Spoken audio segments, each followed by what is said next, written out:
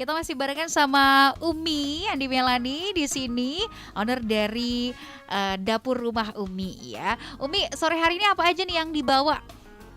Boleh ditunjukkan satu-satu. Ini, Ada yang manis-manis, kayaknya manis semua ya. iya, nggak ada yang Oke, asin. di kotak ini saya melihat warnanya sangat mencolok. Ini semuanya Boleh? ini semuanya manis-manis. Aha. Tapi kalau dilihat lagi saya kan Iya, tambah manis tambah lagi. manis. Sama ji warna baju tadi sama kueta. Sama ji. Oke. Ini kue sus ini. Aha. Ada variannya vanila dengan coklat. Aha. Nah, ini dia pai buah sama pai brownies. Aha. Yang di depan itu cake flan. Ada cake flah. Gitu. Oke, ini menggugah selera semuanya ya Umi ya. Nah Umi, tapi pernah gak sih menerima gini, order paling sulit dari pelanggan gitu, yang aduh biasa kan pelanggan macam-macam ya, ada yang banyak maunya gitu. Kalau sulit sih tidak, Mhm. cuman waktunya itu. Kalau misalnya ada yang mau diambil pagi-pagi dan Aha. banyak, Oh, oke. waduh kita malam sampai enggak tidur. Tapi kalau misalnya mau order itu minimal hamin berapa sih?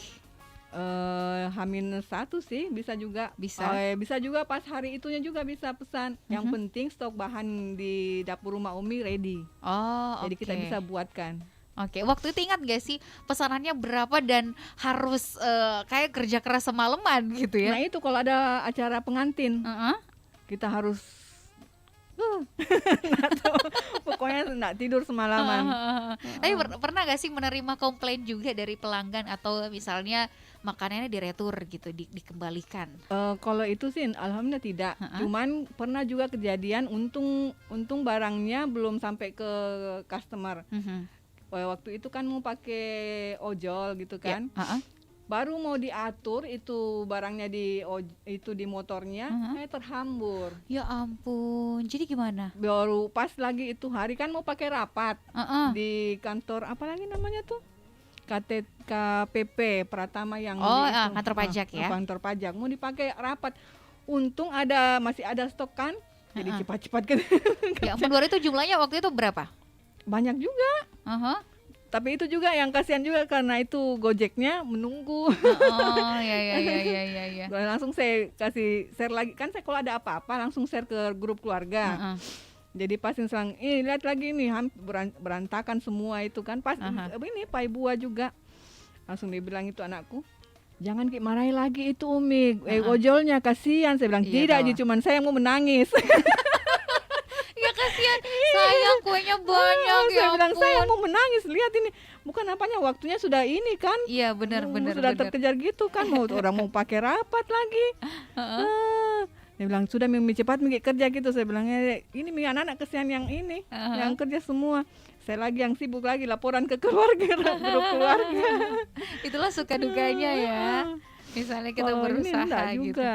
Kalau yang ke customer sampai ke customer enggak, alhamdulillah enggak. Alhamdulillah Iya. ya. Kesalahannya hanya di dapur aja gitu. Ketika udah sampai ke customer, Untung juga semuanya. waktu ini belum sampai ke kantor kan. Heeh. Bagaimana seandainya pas ke kantor, pas sampai di kantornya terus itu barangnya rusak. Ya benar. Untung masih di depan rumah. Nah itu dia, kita harus mempertahankan dan juga memastikan kualitas produk kita Iya. sampai ke tangan customer tuh memang benar-benar bagus ya, benar-benar Iya. prima gitu. Makanya waktu pas ini jatuh gitu kan, saya langsung foto dan kirimkan yang ke customer supaya dia juga bisa mengerti sedikit untuk Oke. keterlambatan ini kan pengiriman. Dan alhamdulillah paham juga Iya, paham. gitu ya. Nah Umi sendiri untuk produk kuliner atau bisnis kuliner kan pasti rasa itu jadi nomor satu. Iya. Ya kan? Nah gimana Umi bisa mempertahankan itu? Pasti awal-awal belum langsung mendapatkan, oh ini mie rasanya ini, Iya. ini mie khasnya dapur Umi gitu. Iya, alhamdulillah juga kita ini kan pakai bahan yang premium. Berkali-kali coba juga. Berkali-kali coba juga. Baru kita bisa dapat yang pas gitu kan. Seperti ini yang pai buah kan awalnya juga enggak segini dulu flanya. Nanti kita coba terus akhirnya dapat yang pas. Oke. Iya. Jadi masuklah ini kategori kelas premium dong ya. Oke. Nah Umi, tadi kembali ke pertanyaan saya di segmen sebelumnya yang belum sempat terjawab gitu. Kita ingin menggali inspirasi dari Umi gitu ya. seorang ibu dengan 5 anak gitu ya, menjalankan bisnis bukan lagi kalau misalnya anak-anak muda jalankan bisnis UMKM itu udah biasa. Iya. Gitu Ini ya. udah Gimana? tua, baru Masih muda, Ci. kayaknya terlambat gitu kan. Nah, gimana nih Umi menjaga motivasi dan apa kira-kira pesan yang bisa disampaikan kepada perempuan-perempuan di luar sana mungkin yang juga saat ini butuh support secara ekonomi, apalagi mungkin karena suaminya di PHK dan lain sebagainya, korban dari PPKM dan lain sebagainya, Umi. Kalau saya sih ini lebih ke ini ya. Kalau umpamanya melakukan sesuatu itu harus apa tuh? Harus dengan apa? Totalitas. Kerjakan dengan lebih ini kan, lebih dan sepenuh hati. Oh, oke. Biar hasilnya juga maksimal gitu kan. Mengerjakannya jangan setengah-setengah.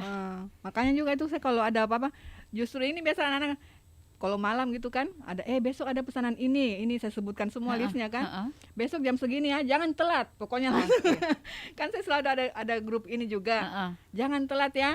Jangan ngaret. Jangan ngaret, oke. Bukan saya gitu sama yang ini mereka.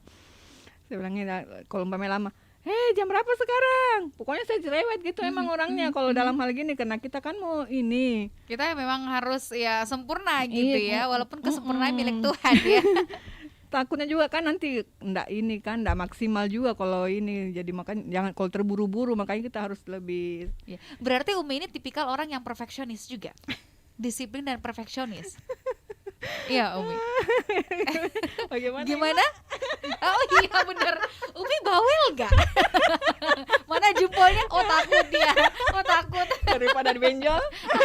Takut ya. Oke baiklah, nanti di belakang ya. Oke, tapi Umi disiplin dan perfeksionis ini juga kah yang Umi tanamkan ke anak-anak Umi di luar dari bisnis gitu? Nggak tahu. Sebagai seorang ibu ya kan? Kalau saya emang gitu orangnya. Makanya saya kadang anak-anak saya bilang, Umi saya ini kan sudah besar, jangan terlalu begitu gitu.